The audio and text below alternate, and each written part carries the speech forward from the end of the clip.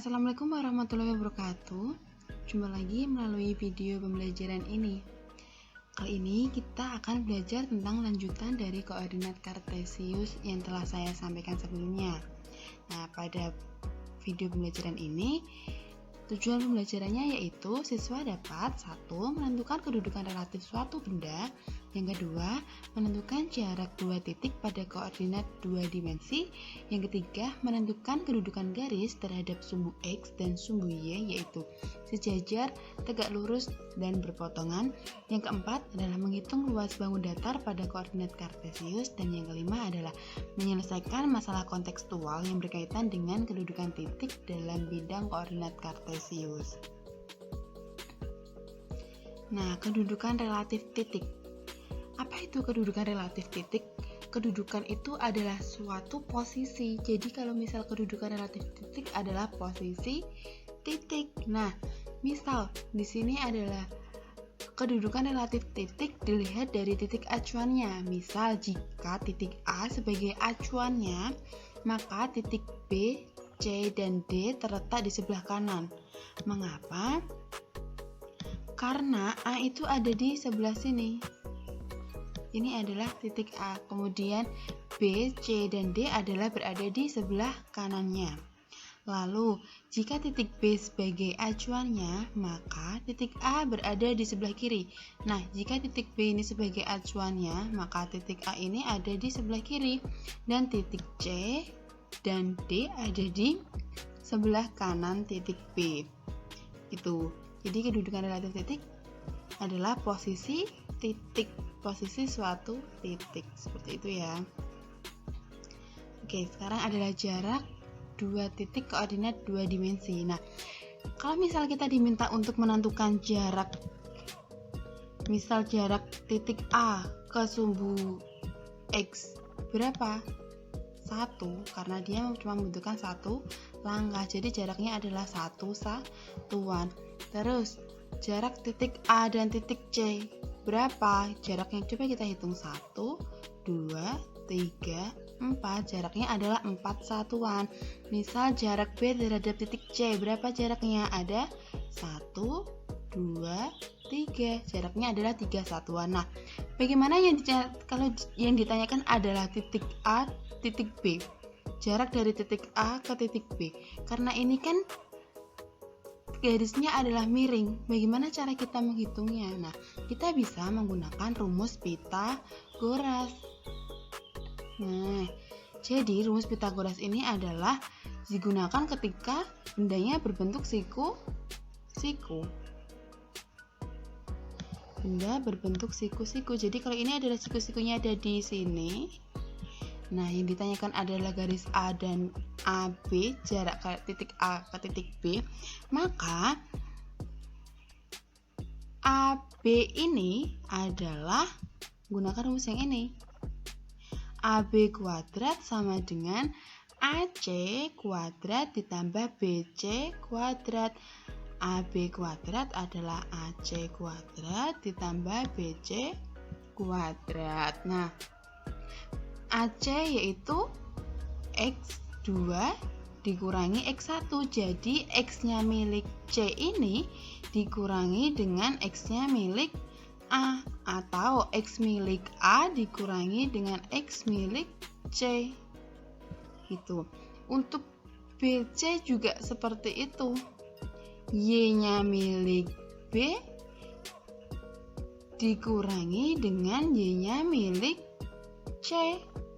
Nah, atau bisa juga kita menghitung langkahnya. Tadi, kalau kita menghitung langkah A sampai C ada berapa tadi? 4. Ada 4. Dan untuk BC kita hitung berapa? 1, 2, 3, ada 3. Nah, ya sudah, kita gunakan angka-angka ini tadi. Kan kita sudah mengetahui AC-nya 4, BC-nya 3. Nah, tinggal kita nanti menghitung. Jadi, AC-nya 4 adalah 4 kuadrat. Berapa 4 kuadrat? 16. Sedangkan BC-nya 3 adalah 3 kuadrat, maka 9. Jadi sama dengan berapa? 25. Nah, kalau misal dia AB kuadrat itu sama dengan 25, maka AB sama dengan akar dari 25. Berapa akar dari 25? Ya, berapa? Plus min 5. Jadi dia bisa bernilai negatif 5 atau bernilai 5.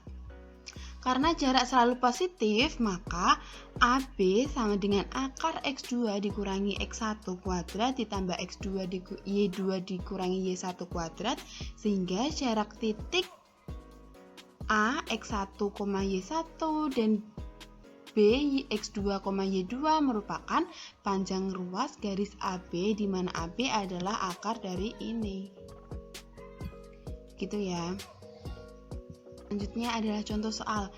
Perhatikan gambar di samping. Diketahui titik A adalah 3,2 dan B 7,4. Hitung jarak titik A dan titik B. Nah, kita diminta untuk menghitung jarak titik A ke titik B. Oh my god. Oke, seperti ini ya.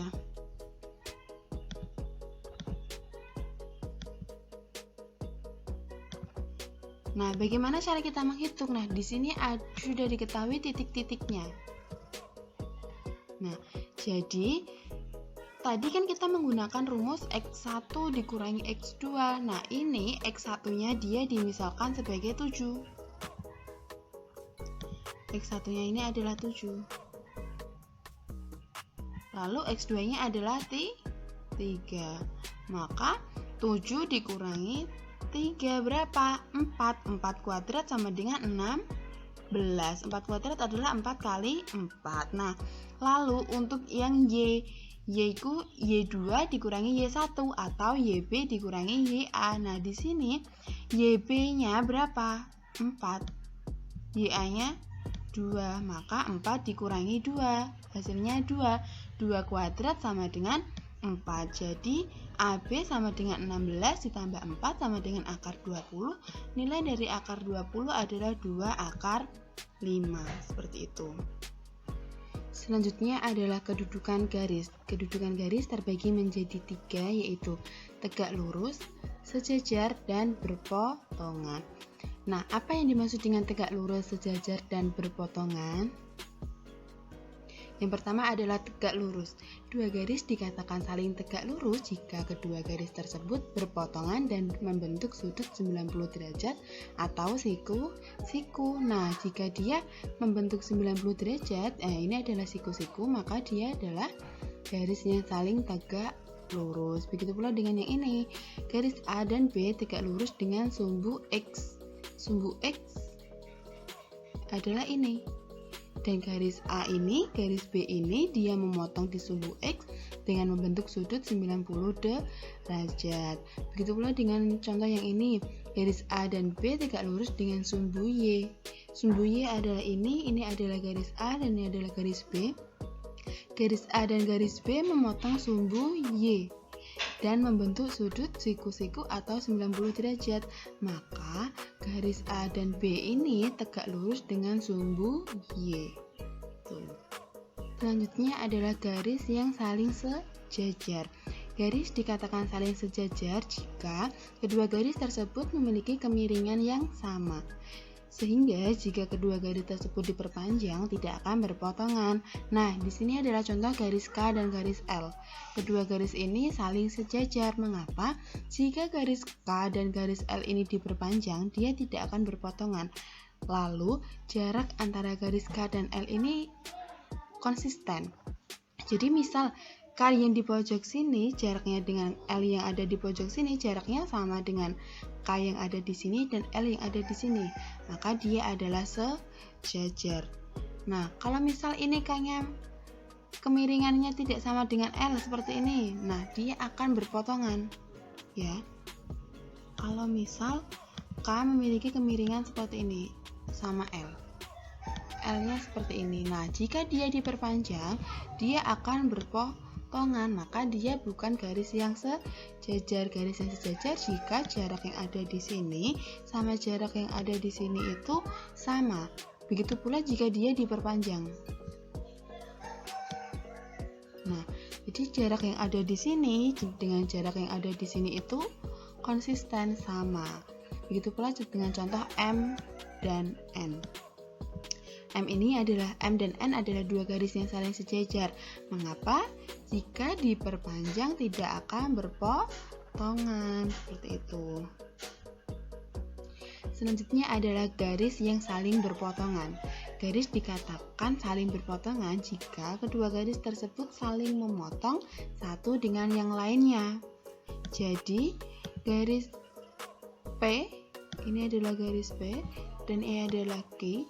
Dia berpotongan di titik A. Ini adalah garis yang saling berpotongan, memotong titik dan tidak membentuk 90 derajat.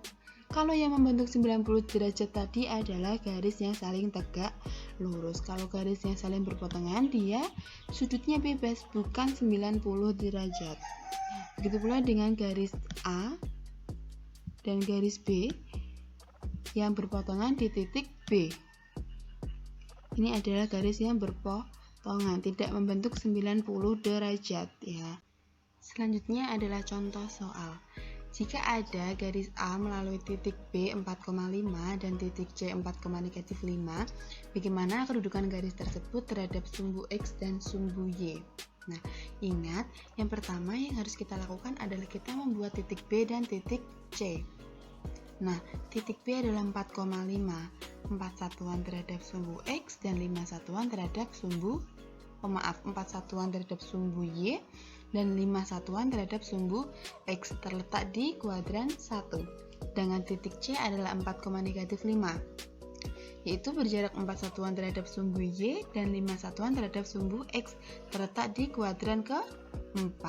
Lalu setelah kita membuat kedua titiknya, kita hubungkan titik B dan titik C sehingga membentuk sebuah garis. Nah, nanti jadinya akan seperti ini.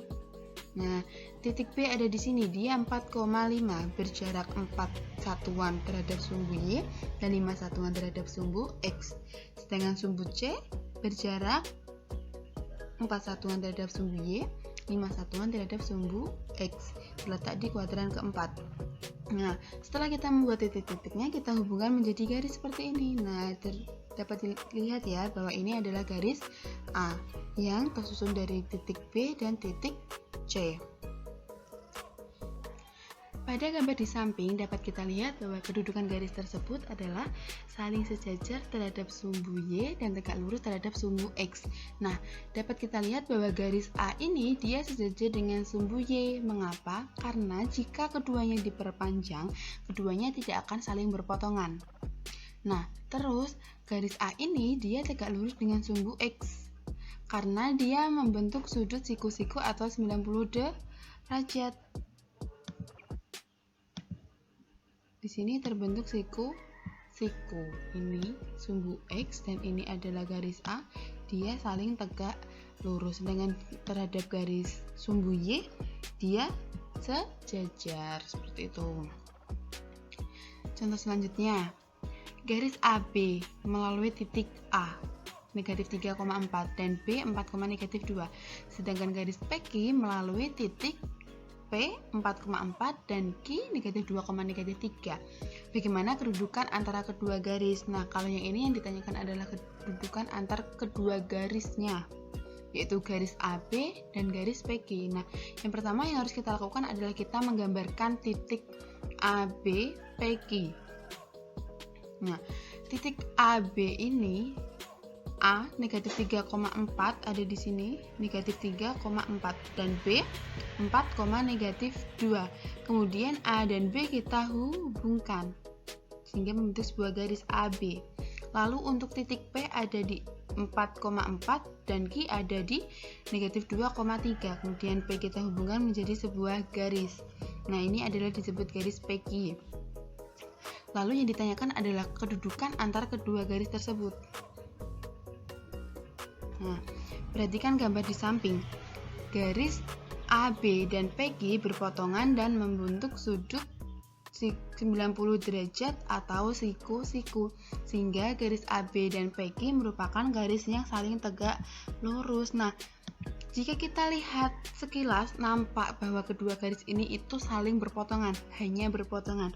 Namun, jika kita lihat lebih dalam lagi, ternyata sudut yang dibentuk ini adalah 90 derajat. Jika dia membentuk sudut 90 derajat, maka kedua garis tersebut saling tegak lurus. Gitu ya. Selanjutnya adalah menghitung luas pada bangun datar. Perhatikan gambar di samping. Nah, segitiga ABC dengan A X1 Y1 dan B X2 Y2 dan C X3 Y3, luas segitiga yang dapat ditentukan adalah, nah, jika kita biasanya menghitung luas segitiga itu hanya pada bangun datar, diketahui sisi-sisinya, kemudian kita hitung luasnya. Kalau di sini diketahui titik koordinatnya, kita diminta untuk menghitung luas bangun datar. Bagaimana caranya? Nah, jika kita lihat segitiga ABC ini, yaitu tersusun dari trapesium ADEC dan trapesium CEFB, kemudian dikurangi dengan trapesium DACB. Nah, jadi yang awalnya yang harus kita lakukan adalah menghitung luas trapesium DACE ditambah luas trapesium ECBF, kemudian kita kurangi trapesium DABF. Nah, ingat luas trapesium adalah setengah dikalikan jumlah sisi yang sejajar kali tinggi. Jadi, setengah dikalikan jumlah sisi yang sejajar berarti sisi AD dan sisi CE ini saling sejajar. AD itu dari tinggi X1.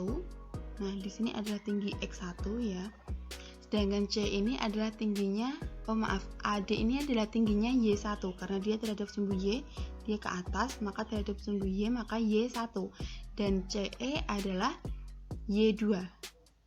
Jadi, luas trapesiumnya adalah setengah dikalikan Y1 ditambah Y2 karena dia sisinya sejajar.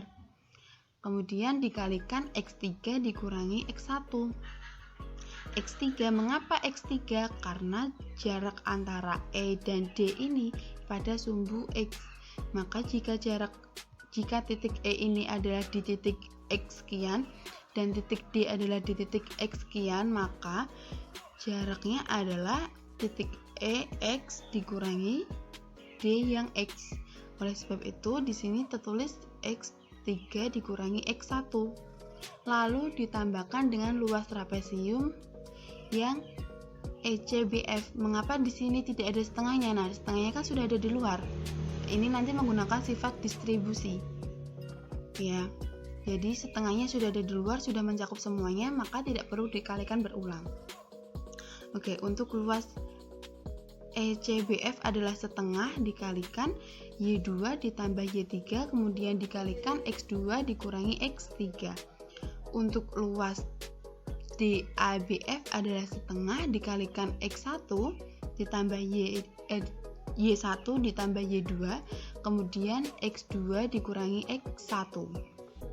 Nah, sehingga jika kita menghitung keseluruhan menggunakan sifat aljabar, ini X1 dikalikan ini Y1 dikalikan X3, maka X3 Y1. Ini Y1 dikalikan negatif X1, maka negatif X1 Y1, dan seterusnya. Sehingga didapatkan rumus ini. Nah, didapatkan rumus yang demikian. Oke, lanjut. Nah, menghitung luas bangun datar yang cara selanjutnya adalah, jadi luas segitiga ABC yaitu sama dengan ini hasilnya tadi ini. Nah, jadi nilai ini belum tentu nilainya positif, maka dia harus dimutlakkan. Ini tandanya mutlak. Kalau misal dia bernilai negatif, ya diambil positifnya. Mengapa? Karena dia dimutlakkan. Luas tidak mungkin bernilai negatif. Luas selalu bersifat bernilai positif. Ya. Untuk mempermudah mengingat, kita gunakan rumus ini. Nah, luas segitiga ABC yaitu setengah dikalikan X1. Jadi X1 Y1 ini tadi titik A, X2 Y2 adalah titik B, X3 Y3 adalah titik C, dan X1 Y1 adalah titik A. Balik lagi, A dituliskan di bawah. Jadi A mengapit atas dan bawah. Lalu X1 ini kita kalikan dengan Y2, X2 kita kalikan dengan Y3, X3 kita kalikan dengan Y1. Lalu untuk perkalian yang ke atas, X2 ini dikalikan Y1 itu dikurangi. Berarti hasil dari X1 kali X2 ditambah X2 kali X3 ditambah X3 kali Y1. Maaf, tadi ini Y. X1 dikalikan Y2, X2 dikalikan Y3, X3 dikalikan Y1. Kemudian dia dikurangi X2 dikalikan Y1, X3 dikalikan Y2, dan X1 dikalikan Y3. Nah, untuk bangun datar segi 4 bagaimana? Kalau itu tadi berlaku untuk segitiga. Untuk segi 4 juga hampir sama, kita gunakan rumus yang demikian. X1 misal diketahui titik ini, titik A adalah sekian, B ini, C ini, D ini, dan balik lagi ke titik A. Nah, jadi A mengapit atas dan bawah. Setengah dikalikan nilai mutlak dari X1 dikalikan Y2, X2 kalikan Y3, X3 kalikan Y4, dan X4 kalikan Y1, lalu dikurangi dengan X2 kali Y1, dikurangi X3 kali Y2, dikurangi X4 kali Y3, dikurangi X1 kali Y4. Nah, untuk dapat lebih paham lagi, kita coba contoh soal berikut. Carilah luas segitiga dengan koordinat titik 0,0, 1,2, dan 7,1.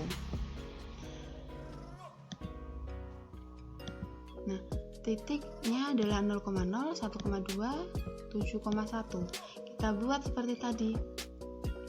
Nah, jika digambar nanti gambarnya seperti itu ya. Oke, nah seperti ini tadi. Setengah dikalikan nilai mutlak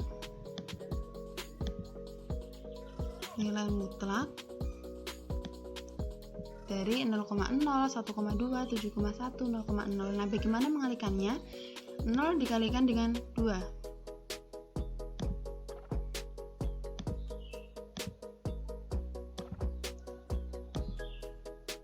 0 dikalikan dengan 2, hasilnya berapa? 0. 1 dikalikan dengan 1, hasilnya 1.